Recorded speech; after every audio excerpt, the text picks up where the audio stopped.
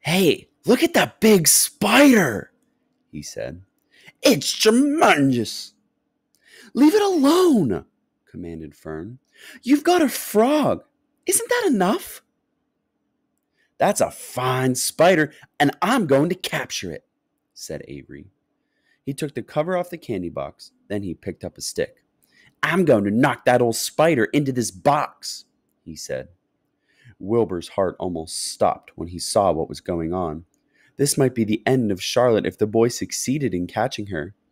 "You stop it, Avery!" cried Fern. Avery put one leg over the fence of the pig pen. He was just about to raise his stick to hit Charlotte when he lost his balance. He swayed and toppled and landed on the edge of Wilbur's trough. The trough tipped up and then came down with a slap. The goose egg was right underneath. There was a dull explosion as the egg broke, and then a horrible smell. Fern screamed. Avery jumped to his feet. The air was filled with the terrible gases and smells from the rotten egg. Templeton, who had been resting in his home, scuttled away into the barn. "Good night!" screamed Avery. "Good night! What a stink! Let's get out of here!" Fern was crying. She held her nose and ran toward the house. Avery ran after her, holding his nose. Charlotte felt greatly relieved to see him go. It had been a narrow escape. Later on that morning, the animals came up from the pasture. The sheep, the lambs, the gander, the goose, and the 7 goslings. There were many complaints about the awful smell, and Wilbur had to tell the story over and over again of how the Arable boy had tried to capture Charlotte, and how the smell of the broken egg drove him away just in time. "It was that rotten goose egg that saved Charlotte's life," said Wilbur. The goose was proud of her share in the adventure. "Well, I'm delighted that the egg never hatched," she gabbled. Templeton, of course, was miserable over the loss of his beloved egg, but he couldn't resist boasting. "It pays to save things," he said in his surly voice. "A rat never knows when something is going to come in handy. I never throw anything away." "Well," said one of the lambs, "this whole business is all well and good for Charlotte, but what about the rest of us? The smell is unbearable. Who wants to live in a barn that is perfumed with rotten egg?" "Don't worry, you'll get used to it," said Templeton. He sat up and pulled wisely at his long whiskers, then crept away to pay a visit to the dump. When Lurvy showed up at lunchtime carrying a pail of food for Wilbur, he stopped a few short paces from the pig pen. He sniffed the air and made a face. "What in thunder?" he said, setting the pail down. He picked up a stick that Avery had dropped and pried the trough up.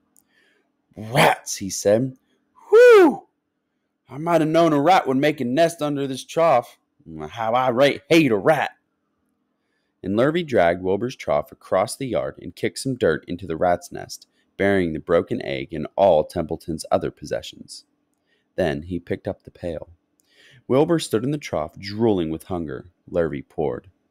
The slopes ran creamily down around the pig's eyes and ears. Wilbur grunted.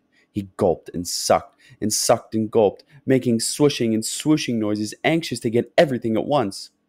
It was a delicious meal. Skim milk, wheat middlings, leftover pancakes, half a donut, the rind of a summer squash, 2 pieces of stale toast, a third of a ginger snap, a fish tail, 1 orange peel, several noodles from a noodle soup, the scum off a cup of cocoa, an ancient jelly roll, a strip of paper from the lining of the garbage pail, and a spoonful of raspberry jello. Wilbur ate heartily. He planned to leave half a noodle and a few drops of milk for Templeton. Then he remembered that the rat had been useful in saving Charlotte's life, and that Charlotte was trying to save his life. So he left a whole noodle instead of a half. Now that the broken egg was buried, the air cleared and the barn smelled good again. The afternoon passed and evening came. Shadows lengthened. The cool and kindly breath of evening entered through the doors and windows. Astride her web, Charlotte sat moodily eating a horsefly and thinking about the future. After a while, she bestirred herself. She descended to the center of the web, and there she began to cut some of her lines. She worked slowly but steadily while the other creatures drowsed. None of the others, not even the goose, noticed that she was at work. Deep in his soft bed, Wilbur snoozed. Over in their favorite corner, the goslings whistled a night song. Charlotte tore quite a section out of her web, leaving an open space in the middle.